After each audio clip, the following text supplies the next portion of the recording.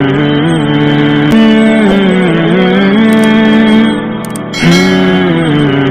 اللہ الرحمن الرحیم۔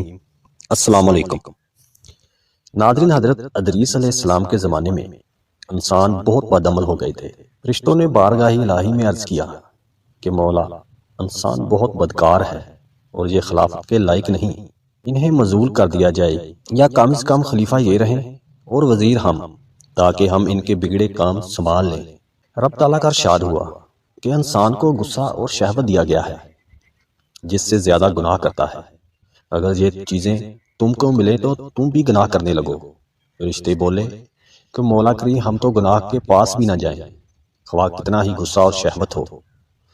حکم ربی ہوا کہ اچھا، تم اپنی جماعت میں سے اعلیٰ درجے کے پرہیزگار فرشتے چھانٹ لو، ان کو غصہ اور شہوت دے دیتے ہیں، پھر امتحان ہو جائے گا۔ چنانچہ ہاروت اور ماروت، جو بڑے ہی عبادت گزار فرشتے تھے، ان کا انتخاب ہو گیا۔ حق تعالیٰ نے ان کو یہ چیزیں یعنی غصہ اور شہوت دے کر شہر بابل میں اتار دی۔ وہ فرمایا کہ تم قاضی بن کر لوگوں کا فیصلہ کیا کرو اور روزانہ اسم اعظم کے ذریعے شام کو آسمان پر آ جایا کرو۔ یہ دونوں ایک مہینے تک ایسے ہی آتے جاتے رہے۔ اتنے عرصے میں ان کے عدل و انصاف کا عام چرچا ہو گیا اور بہت مقدمے ان کے پاس آنے لگے۔ ایک روز ایک نہایت حسین و جمیل عورت نے، جس کا نام زہرا تھا، یہ ملک فارس کی رہنے والی تھی، اس نے اپنے خاوند کے خلاف مقدمہ دائر کیا۔ یہ دونوں اسے دیکھتے ہی عاشق ہو گئے اور اس سے برے کام کی خواہش کی۔ اس نے کہا، میرا دین کچھ اور ہے اور تمہارا دین کچھ اور اختلاف ہوتے ہوئے یہ نہیں ہو سکتا۔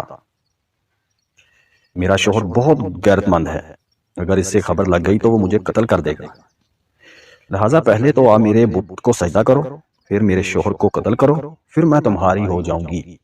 انہوں نے انکار کر دیا، وہ چلی گئی، مگر ان کے دل میں اس کے عشق کی آگ بڑھ گئی۔ آخر اسے پیغام بھیجا کہ ہم تیرے گھر آنا چاہتے ہیں۔ یہ دونوں اس کے گھر پہنچ گئے۔ اس نے اپنے آپ کو راستہ کیا اور ان سے بولی کہ یا تو آپ لوگ مجھے اسم اعظم سکھا دیں، یا بت کو سجدہ کریں، یا شوہر کو قتل کریں، یا پھر شراب پی لیں۔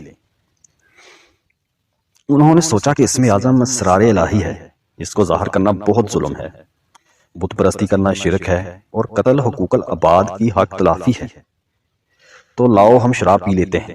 چنانچہ انہوں نے شراب پی لی۔ جب شراب پی کر مست ہو گئے تو زہرا نے ان سے بت کو سجدہ کروایا، اپنے شوہر کو قتل بھی کروا دیا اور اسم اعظم بھی پوچھ لیا۔ زہرا تو اسم اعظم پڑھ کر صورت بدل کر آسمان پر پہنچ گئی۔ حق تعالیٰ نے اس کی روح کو زہرا ستارہ سے متصل کیا اور اس کی شکل زہرا ستارہ کی طرح ہو گئی۔ جب ان کا نشہ اترا تو یہ اسم اعظم بھول چکے تھے اور اپنے کیے پر نادم و شرمندہ تھے۔ اللہ تعالیٰ نے فرشتوں سے فرمایا کہ انسان میری تجلی سے دور رہتا ہے۔ یہ دونوں تو شام کو حاضر بارگاہ ہوتے تھے، پھر بھی شہوت سے مغلوب ہو کر سب کچھ کر بیٹھے۔ اگر انسان سے گناہ سرزد ہو جائیں تو کیا تعجب ہے۔ تمام فرشتوں نے اپنی خطا کا اقرار کیا اور زمین والوں پر بجائے لعن طعن کرنے کے ان کے لیے دعائے مغفرت کرنے لگے۔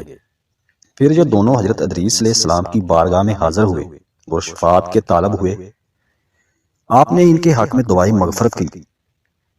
بہت اصرار کے بعد حکم الہی آیا کہ ان کو اختیار دے دیجیے کہ یہ یا تو دنیاوی عذاب قبول کر لیں یا آخرت کا۔ حضرت ادریس علیہ السلام نے انہیں اللہ کا حکم پہنچایا۔ انہوں نے عرض کیا کہ یا نبی، دنیا کا عذاب فانی ہے اور آخرت کا عذاب ابدی ہے، ہم کو دنیاوی عذاب منظور ہے۔ چنانچہ حق تعالیٰ نے فرشتوں کو حکم دیا کہ ان دونوں کو لوہے کی زنجیروں میں جکڑ کر بابل کے کنویں میں اوندا لٹکا دیں۔ اس کنویں میں آگ بھڑک رہی ہے اور یہ لٹکے ہوئے ہیں، فرشتے باری باری سے ہر وقت ان کو کوڑے مارتے ہیں، سخت پیاس سے ان کی زبانیں باہر لٹکی ہوئی ہیں۔